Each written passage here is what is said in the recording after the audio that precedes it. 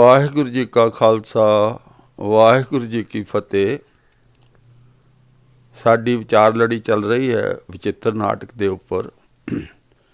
ਅੱਜ ਅਸੀਂ ਇੱਕ ਛੋਟੀ ਜਿਹੀ ਕਹਾਣੀ ਵਿਚਾਰਾਂਗੇ। ਕਹਾਣੀ ਦਾ ਸਿਰਲੇਖ ਹੈ ਸ਼ੱਕ। ਸਰਦਾਰ ਮੱਘਰ ਸਿੰਘ ਬਚਪਨ ਤੋਂ ਹੀ ਗੁਰੂ ਘਰ ਵਿਖੇ ਸੇਵਾ ਨਿਭਾਉਂਦਾ ਆ ਰਿਹਾ ਸੀ। ਛੋਟੇ ਹੁੰਦਿਆਂ ਆਪਣੇ ਮਾਤਾ ਪਿਤਾ ਨਾਲ ਆਉਣਾ ਅਤੇ ਹਰ ਤਰ੍ਹਾਂ ਦੀ ਸੇਵਾ ਵਿੱਚ ਹਿੱਸਾ ਲੈਣਾ। ਉਸ ਦੀ ਸੇਵਾ ਨੂੰ ਠੀਕ ਸਮਝਦਿਆਂ ਹੋਇਆਂ ਪ੍ਰਬੰਧਕਾਂ ਨੇ ਉਸ ਨੂੰ ਸਤਿਕਾਰ ਬਖਸ਼ਿਸ਼ ਕੀਤਾ। ਉਸ ਨੂੰ ਲੰਗਰ ਕਮਾਂਡਰ ਬਣਾ ਦਿੱਤਾ ਗਿਆ, ਲੰਗਰ ਦਾ ਮੁੱਖ ਇੰਚਾਰਜ। ਗੁਰਦੁਆਰੇ ਵਿੱਚ ਜਦੋਂ ਵੀ ਕੋਈ ਪ੍ਰੋਗਰਾਮ ਹੋਣਾ, ਸਰਦਾਰ ਮੱਘਰ ਸਿੰਘ ਨੇ ਲੰਗਰ ਦੀ ਸੇਵਾ ਕਰਨੀ। ਹਮੇਸ਼ਾ ਦੀ ਤਰ੍ਹਾਂ ਅੱਜ ਵੀ ਸਵੇਰੇ ਲੰਗਰ ਦੀ ਤਿਆਰੀ ਸ਼ੁਰੂ ਕੀਤੀ। ਸੰਗਤਾਂ ਰਲ ਮਿਲ ਕੇ ਸਾਰੀਆਂ ਹਿੱਸਾ ਪਾਉਂਦੀਆਂ। ਜਦੋਂ ਲੰਗਰ ਤਿਆਰ ਹੋ ਜਾਂਦਾ, ਬਾਕੀ ਸੰਗਤ ਤਾਂ ਦਰਬਾਰ ਹਾਲ ਵਿੱਚ ਜਾ ਕੇ ਕਥਾ ਕੀਰਤਨ ਦਾ ਆਨੰਦ ਮਾਣਦੀ, ਪਰ ਮੱਘਰ ਸਿੰਘ ਆਪਣੀ ਡਿਊਟੀ 'ਤੇ ਪੱਕਾ ਰਹਿੰਦਾ। ਰਸੋਈ ਘਰ ਵਿੱਚ ਉਹ ਸਵੇਰੇ ਸਭ ਤੋਂ ਪਹਿਲਾਂ ਆਉਂਦਾ ਅਤੇ ਆਖਿਰ ਵਿੱਚ ਜਦੋਂ ਤੱਕ ਸਾਰਾ ਭਾਂਡਾ ਟੀਂਡਾ ਸਾਂਭਿਆ ਨਹੀਂ ਜਾਂਦਾ, ਸਫਾਈ ਨਹੀਂ ਹੋ ਜਾਂਦੀ, ਉਦੋਂ ਤੱਕ ਉਹ ਰਸੋਈ ਘਰ ਵਿੱਚ ਹੀ ਰਹਿੰਦਾ। ਕਥਾ ਦਾ ਪ੍ਰਵਾਹ ਚੱਲ ਰਿਹਾ ਸੀ। ਮੱਘਰ ਸਿੰਘ ਰਸੋਈ ਘਰ ਵਿੱਚ ਬੈਠਾ ਸੀ। ਅਚਾਨਕ ਉਸ ਨੂੰ ਬਾਥਰੂਮ ਜਾਣ ਦੀ ਇੱਛਾ ਹੋਈ। ਉਸਨੇ ਰਸੋਈ ਘਰ ਦੀ ਕੁੰਡੀ ਮਾਰੀ, ਵੋਲਟ ਕੀਤਾ ਉਸ ਨੂੰ, ਅਤੇ ਉਹ ਆਪ ਬਾਥਰੂਮ ਚਲਾ ਗਿਆ। ਕੋਈ 5-7 ਮਿੰਟ ਬਾਅਦ ਜਦੋਂ ਮੱਘਰ ਸਿੰਘ ਵਾਪਸ ਆਇਆ, ਕੀ ਦੇਖਦਾ ਹੈ, ਰਸੋਈ ਘਰ ਦੀ ਕੁੰਡੀ ਖੁੱਲ੍ਹੀ ਹੈ, ਦਰਵਾਜ਼ਾ ਖੁੱਲ੍ਹਾ ਹੈ। ਬੜਾ ਹੈਰਾਨ ਹੋਇਆ ਕਿ ਸਾਰੀ ਸੰਗਤ ਤਾਂ ਅੰਦਰ ਕੀਰਤਨ ਸਰਵਣ ਕਰ ਰਹੀ ਹੈ। ਕੌਣ ਹੋਇਆ ਅੰਦਰ, ਕੌਣ ਆਇਆ? ਉਸਨੇ ਫਟਾਫਟ ਜਦੋਂ ਅੰਦਰ ਆਇਆ, ਦੇਖਿਆ ਅੰਦਰ ਕੋਈ ਵੀ ਨਹੀਂ ਸੀ। ਫਿਰ ਦਰਵਾਜ਼ਾ ਖੁੱਲ੍ਹਾ ਕਿਉਂ? ਆਪਣੇ ਆਪ ਖੁੱਲ੍ਹ ਨਹੀਂ ਸਕਦਾ। ਉਸ ਨੂੰ ਥੋੜ੍ਹਾ ਜਿਹਾ ਸ਼ੱਕ ਜਿਹਾ ਪਿਆ। ਜਦੋਂ ਅੰਦਰ ਵੜਿਆ ਤਾਂ ਕੀ ਦੇਖਦਾ, ਫਰਸ਼ ਦੇ ਉੱਤੇ ਕੁਛ ਪਾਊਡਰ ਖਿਲਰਿਆ ਪਿਆ। ਉੱਥੇ ਇੱਕ ਕਾਗਜ਼ ਦਾ ਟੁਕੜਾ ਵੀ ਪਿਆ ਸੀ। ਸੋਚਣ ਲੱਗ ਗਿਆ, ਇਹ ਕੀ ਮਾਜਰਾ ਹੈ? ਕੌਣ ਆਇਆ ਹੋ ਸਕਦਾ? ਇਹ ਕਾਗਜ਼ ਕਿਉਂ ਹੈ? ਇਹ ਪਾਊਡਰ ਕੀ ਚੀਜ਼ ਹੈ? ਉਸਨੇ ਦਾਲ ਦੇ ਪਤੀਲੇ ਦਾ ਢੱਕਣ ਚੁੱਕਿਆ ਅਤੇ ਉਸ ਨੂੰ ਕੁਛ ਅਜੀਬ ਜਿਹੀ ਸਮੈਲ ਆਈ। ਉੱਤੇ ਝੱਗ ਆਈ ਹੋਈ ਸੀ। ਫਿਰ ਉਸਨੇ ਇਸ ਤਰ੍ਹਾਂ ਹੀ ਖੀਰ ਦਾ ਢੱਕਣ ਚੁੱਕਿਆ ਤਾਂ ਕੀ ਦੇਖਦਾ, ਉੱਥੇ ਵੀ ਉਹੀ ਮਾਜਰਾ ਹੈ। ਉਸਦਾ ਮੱਥਾ ਠਣਕਿਆ। ਫਟਾਫਟ ਉਸਨੇ ਇੱਕ ਟਿਫਨ ਚੁੱਕਿਆ, ਉਹਦੇ ਵਿੱਚ ਥੋੜ੍ਹਾ ਥੋੜ੍ਹਾ ਸਾਰਾ ਲੰਗਰ ਪਾ ਲਿਆ ਅਤੇ ਜਲਦੀ ਨਾਲ ਉਸਨੇ ਰਸੋਈ ਘਰ ਨੂੰ ਤਾਲਾ ਲਾਇਆ ਅਤੇ ਬਾਹਰ ਨੂੰ ਭੱਜਾ। ਸਮਝ ਨਹੀਂ ਆ ਰਹੀ ਸੀ ਕੀ ਕਰੇ। ਉਸ ਨੂੰ ਸ਼ੱਕ ਪੈ ਗਿਆ ਵੀ ਕੋਈ ਗੜਬੜ ਹੈ। ਬਾਹਰ 8-10 ਸਾਲ ਦੇ ਬੱਚੇ ਖੇਡ ਰਹੇ ਸਨ। ਉਹਨਾਂ ਨੂੰ ਇਹ ਸੁਨੇਹਾ ਦੇ ਦਿੱਤਾ ਕਿ ਜਦੋਂ ਪ੍ਰੋਗਰਾਮ ਖਤਮ ਹੋਵੇ, ਸੈਕਟਰੀ ਅੰਕਲ ਨੂੰ ਕਹਿ ਦੇਣਾ ਕਿ ਲੰਗਰ ਮੇਰੇ ਆਉਣ ਤੋਂ ਬਗੈਰ ਨਾ ਵਰਤਾਉਣ, ਭਾਵ ਲੰਗਰ ਮੇਰੇ ਆਇਆਂ ਹੀ ਵਰਤਾਉਣ। ਖੈਰ, ਪ੍ਰੋਗਰਾਮ ਖਤਮ ਹੋਣ ਵਾਲਾ ਸੀ, ਕੋਈ ਅੱਧੇ ਕੁ ਘੰਟੇ ਦਾ ਟਾਈਮ ਸੀ। ਮੱਘਰ ਸਿੰਘ ਨੇ ਆਪਣਾ ਮੋਟਰਸਾਈਕਲ ਚੁੱਕਿਆ, ਜਲਦੀ ਨਾਲ ਸ਼ਹਿਰ ਵੱਲ ਨੂੰ ਦੌੜਾ ਦਿੱਤਾ। ਜਲਦੀ ਹੀ ਉਹ ਲੈਬ ਵਿੱਚ ਪਹੁੰਚ ਗਿਆ। ਲੈਬੋਰਟਰੀ ਵਿੱਚ ਜਾ ਕੇ ਉਸਨੇ ਉਹ ਟਿਫਨ ਅੱਗੇ ਰੱਖਿਆ ਅਤੇ ਕਿਹਾ ਕਿ ਇਸ ਨੂੰ ਜਲਦੀ ਨਾਲ ਟੈਸਟ ਕਰਕੇ ਮੈਨੂੰ ਟੈਸਟ ਰਿਪੋਰਟ ਦਿਓ। ਲੈਬ ਅਸਿਸਟੈਂਟ ਕਹਿਣ ਲੱਗਾ, ਭਾਈ ਲਾਈਨ ਦੇ ਵਿੱਚ ਲੱਗ ਜਾ, ਇੰਨੀ ਜਲਦੀ ਅਸੀਂ ਕਿਸੇ ਨੂੰ ਨਹੀਂ ਦੇ ਸਕਦੇ ਕਿਉਂਕਿ ਹਰ ਇੱਕ ਬੰਦੇ ਨੂੰ ਜਲਦੀ ਹੈ। ਮਰਦਾ ਕੀ ਨਹੀਂ ਕਰਦਾ, ਮਜਬੂਰ ਹੈ ਅਤੇ ਉਸ ਦੇ ਕਾਨੂੰਨ ਨੂੰ ਮੰਨਣਾ ਹੀ ਪੈਣਾ। ਆਖਰ ਉੱਥੇ ਹੀ ਨਾ ਬੈਠ ਸਕਦਾ ਨਾ ਉੱਠ ਸਕਦਾ, ਘੁੰਮਣ ਘੇਰੀ ਵਿੱਚ ਫਸਿਆ ਹੋਇਆ, ਕਦੀ ਇੱਧਰ ਜਾਂਦਾ ਹੈ ਕਦੀ ਉੱਧਰ ਜਾਂਦਾ ਹੈ। ਪੋਹ ਦੇ ਮਹੀਨੇ ਵਿੱਚ ਇਸ ਨੂੰ ਪਸੀਨੇ ਛੁੱਟ ਰਹੇ ਨੇ, ਕੱਪੜੇ ਗਿੱਲੇ ਹੋ ਗਏ ਨੇ, ਬੜਾ ਹੀ ਹੈਰਾਨ ਪਰੇਸ਼ਾਨ ਹੈ। ਆਖਰ 5 ਮਿੰਟਾਂ ਦੇ ਵਿੱਚ ਲੈਬ ਅਸਿਸਟੈਂਟ ਨੇ ਕੰਪਿਊਟਰ ਤੋਂ ਰਿਪੋਰਟ ਕੱਢ ਕੇ ਸਰਦਾਰ ਮੱਘਰ ਸਿੰਘ ਨੂੰ ਫੜਾ ਦਿੱਤੀ। ਮੱਘਰ ਸਿੰਘ ਨੇ ਜਦੋਂ ਰਿਪੋਰਟ ਪੜ੍ਹੀ ਤਾਂ ਉਸ ਦੇ ਪੈਰਾਂ ਹੇਠੋਂ ਜ਼ਮੀਨ ਖਿਸਕ ਗਈ। ਰਿਪੋਰਟ ਵਿੱਚ ਆਇਆ ਸੀ ਕਿ ਖਾਣੇ ਵਿੱਚ ਕੋਈ ਐਸਾ ਕੈਮੀਕਲ ਮਿਲਾਇਆ ਗਿਆ ਹੈ ਜਿਸ ਨੂੰ ਖਾਣ ਨਾਲ ਲੋਕਾਂ ਦਾ, ਸੰਗਤਾਂ ਦਾ ਪੇਟ ਖਰਾਬ ਹੋ ਸਕਦਾ ਹੈ ਔਰ ਜ਼ਿਆਦਾ ਪਾਣੀ ਸਰੀਰ ਦਾ ਖਤਮ ਹੋਣ ਕਰਕੇ ਲੋਕਾਂ ਦੀ ਮੌਤ ਵੀ ਹੋ ਸਕਦੀ ਹੈ। ਇਸ ਨੇ ਫਟਾਫਟ ਆਪਣਾ ਫੋਨ ਆਪਣੀ ਜੇਬ ਵਿੱਚੋਂ ਕੱਢਿਆ ਤਾਂ ਕਿ ਇਹ ਪ੍ਰਬੰਧਕਾਂ ਨੂੰ ਸੂਚਿਤ ਕਰ ਸਕੇ। ਮਾੜੀ ਕਿਸਮਤ ਨੂੰ ਫੋਨ ਦੀ ਬੈਟਰੀ ਡਾਊਨ ਹੋਣ ਕਰਕੇ ਫੋਨ ਬੰਦ ਪਿਆ ਸੀ। ਫਿਰ ਸੋਚਿਆ ਕਿਸੇ ਹੋਰ ਦੇ ਫੋਨ ਤੋਂ ਮੈਂ ਫੋਨ ਕਰ ਦਿੰਦਾ, ਪਰ ਜਿਵੇਂ ਅੱਜ ਕੱਲ੍ਹ ਸਾਨੂੰ ਗਲਤ ਆਦਤ ਹੈ, ਅਸੀਂ ਕੁਝ ਵੀ ਮੂੰਹ ਜ਼ਬਾਨੀ ਯਾਦ ਨਹੀਂ ਰੱਖਦੇ। ਕਿਸੇ ਦਾ ਵੀ ਨੰਬਰ ਯਾਦ ਨਹੀਂ ਸੀ, ਸਾਰੇ ਨੰਬਰ ਮੋਬਾਈਲ ਵਿੱਚ ਹੀ ਸਨ ਔਰ ਮੋਬਾਈਲ ਬੰਦ ਪਿਆ ਸੀ। ਹੁਣ ਕਰੇ ਤਾਂ ਕੀ ਕਰੇ। ਫਿਰ ਇਸ ਨੇ ਸੋਚਿਆ ਕੋਈ ਨਹੀਂ, ਜਲਦੀ ਨਾਲ ਮੋਟਰਸਾਈਕਲ ਚੁੱਕਿਆ, ਕਿੱਕ ਮਾਰੀ ਅਤੇ ਚੱਲ ਪਿਆ। ਵੀ ਕੋਈ ਗੱਲ ਨਹੀਂ, ਮੈਂ 5-7 ਮਿੰਟ 'ਚ, ਅੱਧੇ ਘੰਟੇ 'ਚ ਪਹੁੰਚ ਜਾਣਾ ਅਤੇ ਤਦ ਤੱਕ ਉਹ ਇੰਤਜ਼ਾਰ ਕਰ ਲੈਣਗੇ। ਹਾਲੇ ਕੋਈ 100 ਕੁ ਮੀਟਰ ਗਿਆ ਸੀ, ਇਸ ਦਾ ਮੋਟਰਸਾਈਕਲ ਬੰਦ ਹੋ ਗਿਆ। ਬਥੇਰੀਆਂ ਕਿੱਕਾਂ ਮਾਰ ਰਿਹਾ ਪਰ ਮੋਟਰਸਾਈਕਲ ਸਟਾਰਟ ਨਹੀਂ ਹੋ ਰਿਹਾ। ਰਾਹਗੀਰ ਵੀ 1-2 ਬੰਦਿਆਂ ਨੇ ਮਦਦ ਕਰਨ ਦੀ ਕੋਸ਼ਿਸ਼ ਕੀਤੀ ਕਿ ਮੋਟਰਸਾਈਕਲ ਸਟਾਰਟ ਹੋ ਜਾਏ। ਆਖਰ ਸਭ ਕੁਝ ਵਿਅਰਥ ਗਿਆ, ਮੋਟਰਸਾਈਕਲ ਸਟਾਰਟ ਨਹੀਂ ਹੋ ਰਿਹਾ। ਇਸ ਨੇ ਮੋਟਰਸਾਈਕਲ ਨੂੰ ਸੜਕ ਦੇ ਕਿਨਾਰੇ ਪਾਰਕ ਕਰ ਦਿੱਤਾ ਤਾਂ ਕਿ ਕੋਈ ਸਾਧਨ ਮਿਲ ਜਾਏ ਜਿਸ ਨਾਲ ਇਹ ਗੁਰਦੁਆਰਾ ਸਾਹਿਬ ਵਿਖੇ ਪਹੁੰਚ ਜਾਵੇ। ਹੋਇਆ ਇਹ ਕਿ ਸਾਧਨ ਕੋਈ ਵੀ ਬੰਦਾ ਗੱਡੀ ਖੜੀ ਨਹੀਂ ਕਰ ਰਿਹਾ ਸੀ। ਆਖਰ ਪਰੇਸ਼ਾਨ ਹੋ ਗਿਆ। ਉੱਧਰ ਪ੍ਰੋਗਰਾਮ ਦੀ ਸਮਾਪਤੀ ਹੋ ਗਈ, ਅਰਦਾਸ ਹੋ ਗਈ, ਦੇਗ ਵਰਤਾ ਦਿੱਤੀ ਗਈ। ਸੈਕਟਰੀ ਨੇ ਸੰਗਤ ਵਿੱਚ ਅਨਾਊਂਸ ਕਰ ਦਿੱਤਾ ਕਿ ਭਾਈ ਗੁਰੂ ਕਾ ਲੰਗਰ ਤਿਆਰ ਹੈ, ਕੋਈ ਵੀਰ ਭੈਣ ਬਿਨਾਂ ਲੰਗਰ ਛਕੇ ਤੋਂ ਨਾ ਜਾਵੇ। ਸੰਗਤਾਂ ਦਰਬਾਰ ਹਾਲ ਵਿੱਚ ਉੱਠ ਕੇ ਲੰਗਰ ਹਾਲ ਵਿੱਚ ਬੈਠ ਗਈਆਂ। ਸਤਿਨਾਮ ਵਾਹਿਗੁਰੂ ਦਾ ਜਾਪ ਸ਼ੁਰੂ ਹੋ ਗਿਆ। ਗਲਾਸ ਔਰ ਥਾਲ ਬਾਹਰ ਹੀ ਪਏ ਸਨ, ਉਹ ਵਰਤਾ ਦਿੱਤੇ ਗਏ। ਜਦੋਂ ਰਸੋਈ ਘਰ ਵੱਲ ਦੇਖਿਆ, ਉੱਥੇ ਤਾਲਾ ਲੱਗਾ ਹੋਇਆ। ਪ੍ਰਬੰਧਕ ਪਰੇਸ਼ਾਨ, ਇਹ ਕੀ ਮਾਜਰਾ, ਮੱਘਰ ਸਿੰਘ ਕਿੱਧਰ ਗਿਆ?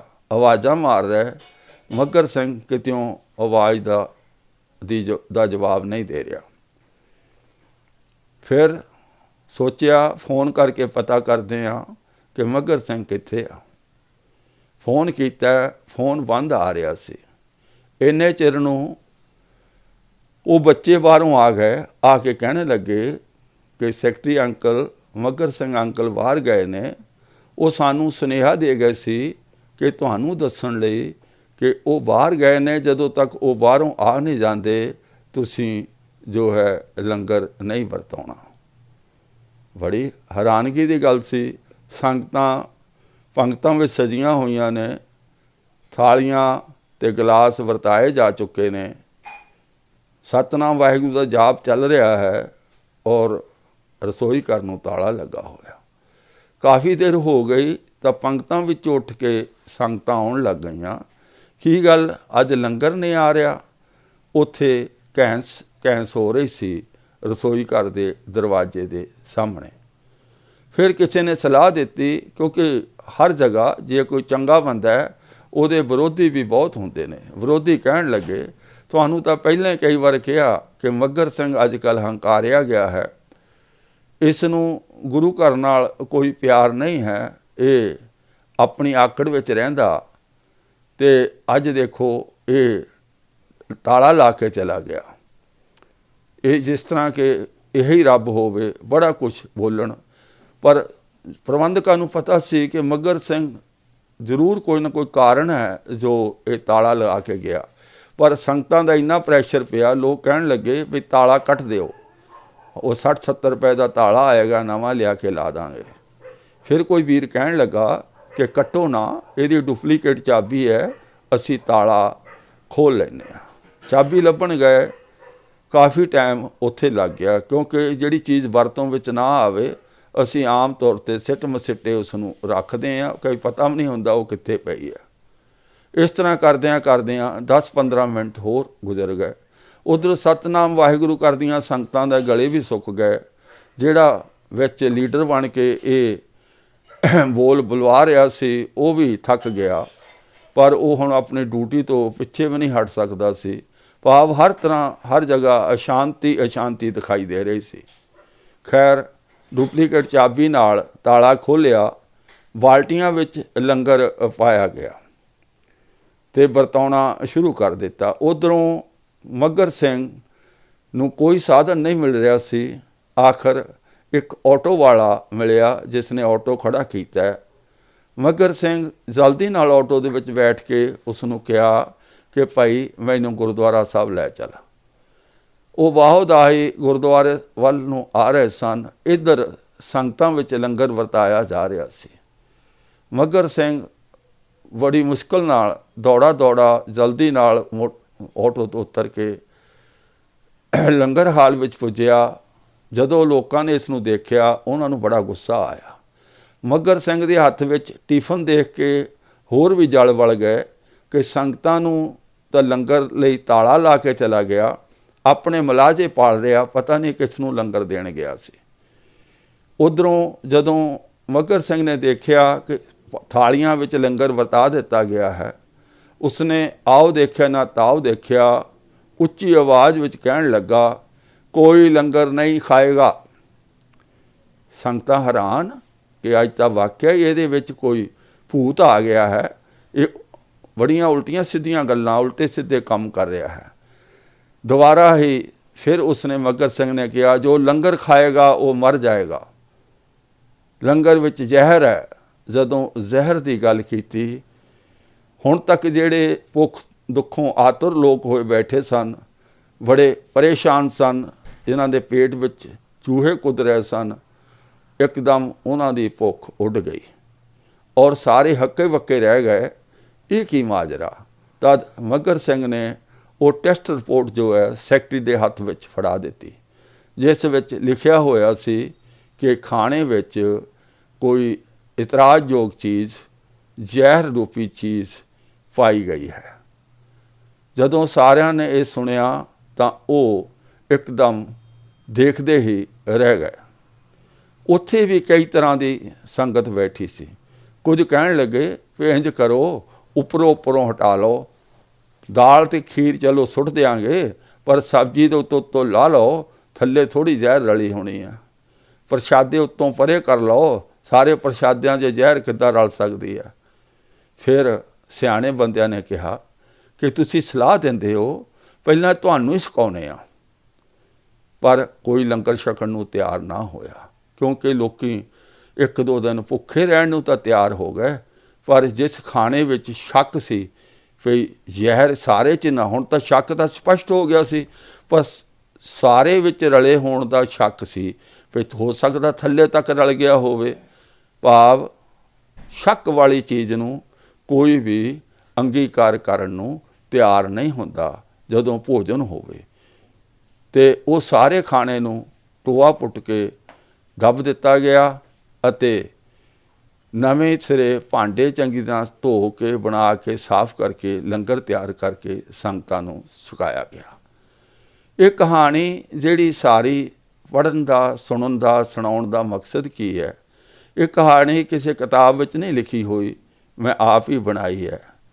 ਇਹ ਦੱਸਣ ਲਈ, ਇਹ ਸਮਝਾਉਣ ਲਈ ਕਿ ਜਿਵੇਂ ਲੰਗਰ ਦੇ ਵਿੱਚ ਜਦੋਂ ਸ਼ੱਕ ਪਿਆ ਕਿ ਕੋਈ ਨਾ ਖਾਣੇ ਯੋਗ ਚੀਜ਼ ਹੋ ਸਕਦੀ ਹੈ, ਤਾਂ ਉਹ ਮੱਘਰ ਸਿੰਘ ਨੇ ਜੋ ਸਿਆਣਪ ਵਰਤੀ ਜੋ ਸਹਿਜ ਉਸਨੇ ਦਿਖਾਇਆ, ਜੋ ਉਸਨੇ ਆਪਣੇ ਦਿਮਾਗ ਦੀ ਵਰਤੋਂ ਕੀਤੀ, ਜਿਸ ਸਦਕਾ ਸੰਗਤਾਂ ਦਾ ਜਾਨੀ ਨੁਕਸਾਨ ਹੋਣੋਂ ਬਚ ਗਿਆ।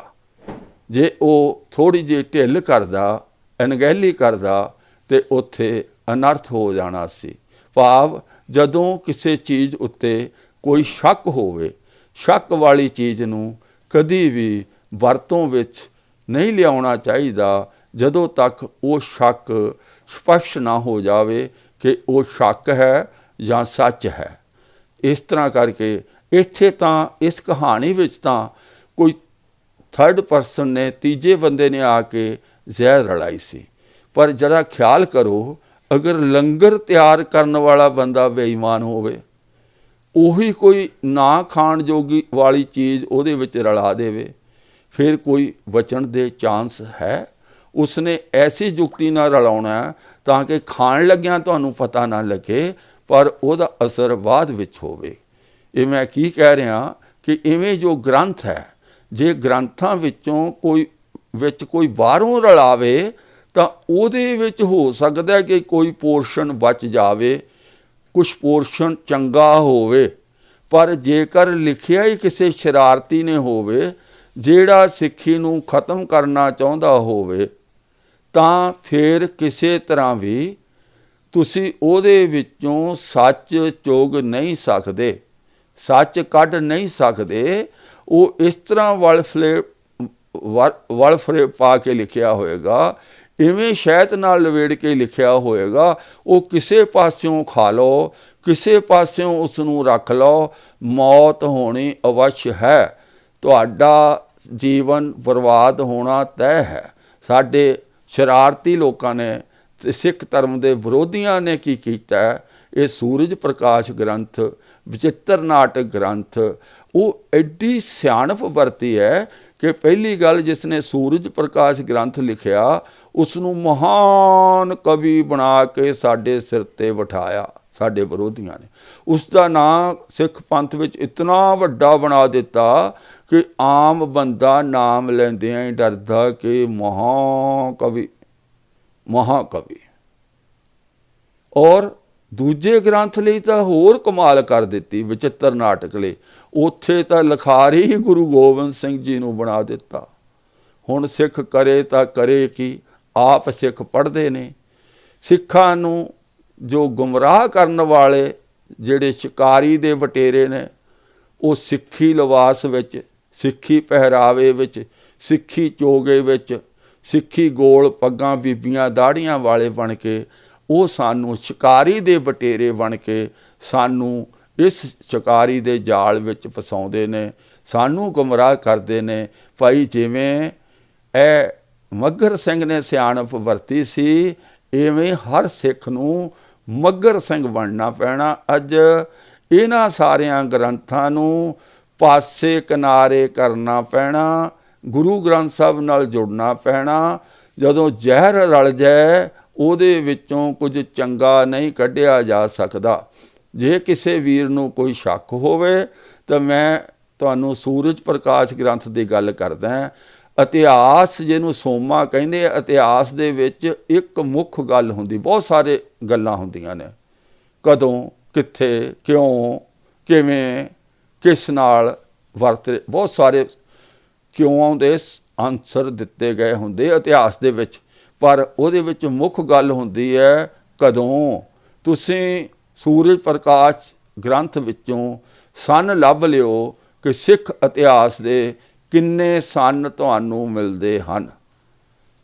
ਤੁਸੀਂ ਹੈਰਾਨ ਰਹੋਗੇ ਕਿ 2-4 ਸੰਨ ਮਿਲਦੇ ਹਨ, ਪਰ ਉਹ ਵੀ ਅੱਜ ਸਾਡੇ ਇਤਿਹਾਸਕਾਰ ਖੋਜੀ ਵੀਰਾਂ ਨੇ ਗਲਤ ਸਿੱਧ ਕਰ ਦਿੱਤੇ ਨੇ। ਜੋ ਲਿਖੇ ਹੋਏ ਨੇ ਉਹ ਵੀ ਗਲਤ ਨੇ। ਫਿਰ ਇਤਿਹਾਸ ਦਾ ਸੋਮਾ ਕੀ ਹੋਇਆ, ਜਦ ਕੋਈ ਇਤਿਹਾਸਕ ਸੰਨ ਹੀ ਨਹੀਂ ਲਿਖਿਆ ਹੋਇਆ। ਵਿਚਿੱਤਰ ਨਾਟਕ ਦਾ ਕੱਲਾ ਕੱਲਾ ਪੰਨਾ ਮੈਂ ਪੜ੍ਹਿਆ, ਉਹਦੇ ਕੱਲੇ ਕੱਲੇ ਪੰਨੇ ਦੀ ਅਸੀਂ ਵਿਚਾਰ ਕਰਨੀ ਆ ਕਿ ਭਾਈ ਸਿੱਖੀ ਵਾਸਤੇ ਇਹਦੇ ਵਿੱਚ ਕੁਝ ਨਹੀਂ ਹੈ। ਬਾਕੀ ਭਾਈ ਹਰ ਬੰਦੇ ਦੀ ਆਪਣੀ ਮਰਜ਼ੀ ਹੈ। ਅਸੀਂ ਤਾਂ ਚੌਕੀਦਾਰ ਵਾਲਾ ਹੋਕਾ ਦੇ ਸਕਦੇ ਹਾਂ, ਜਾਗਦੇ ਰਹੋ, ਜਾਗਦੇ ਰਹੋ, ਜਾਗਦੇ ਰਹੋ, ਅਤੇ ਗੁਰੂ ਗ੍ਰੰਥ ਸਾਹਿਬ ਦੇ ਸਿੱਖ ਬਣ ਜਾਓ। ਗੁਰੂ ਗ੍ਰੰਥ ਸਾਹਿਬ ਨਾਲ ਜੁੜ ਜਾਓ। ਜਿੱਥੇ ਸ਼ੱਕ ਹੈ ਉੱਥੋਂ ਕਿਨਾਰਾ ਕਰ ਲਓ, ਉਹਨੂੰ ਕਦੀ ਵੀ ਐਕਸੈਪਟ ਨਾ ਕਰੋ। ਆਓ, ਅੱਜ ਦੀ ਵਿਚਾਰ ਇੰਨੀ ਹੈ। ਵਿਚਾਰਾਂ ਕਰਦਿਆਂ ਕਈ ਤਰ੍ਹਾਂ ਦੀਆਂ ਭੁੱਲਾਂ ਗਲਤੀਆਂ ਹੋ ਜਾਂਦੀਆਂ, ਬਖਸ਼ ਲੈਣਾ। ਅੱਗੇ ਤੋਂ ਕੋਸ਼ਿਸ਼ ਕਰਾਂਗੇ ਕਿ ਸਹੀ ਤਰੀਕੇ ਨਾਲ ਬਿਆਨ ਕਰੀਏ। ਇੱਕੋ ਹੀ ਬੇਨਤੀ ਜੋ ਵਾਰ-ਵਾਰ ਮੈਂ ਕਰਦਾ, ਉਹ ਬੇਨਤੀ ਇਹ ਆ ਕਿ ਭਾਈ ਜੇ ਇਹ ਉਦਮ ਚੰਗਾ ਲੱਗਦਾ ਤੇ ਮੇਰੇ ਚੈਨਲ ਨੂੰ ਸਬਸਕ੍ਰਾਈਬ ਕਰੋ, ਵੀਡੀਓ ਨੂੰ ਵੱਧ ਤੋਂ ਵੱਧ ਸਾਂਝਾ ਕਰੋ ਤੇ ਘੰਟੀ ਨੂੰ ਵੀ ਦਬਾ ਦਿਓ, ਲਾਈਕ ਵੀ ਕਰੋ। ਆਓ ਫਤਿਹ ਬੁਲਾਈਏ। ਵਾਹਿਗੁਰੂ ਜੀ ਕਾ ਖਾਲਸਾ, ਵਾਹਿਗੁਰੂ ਜੀ ਕੀ ਫਤਿਹ।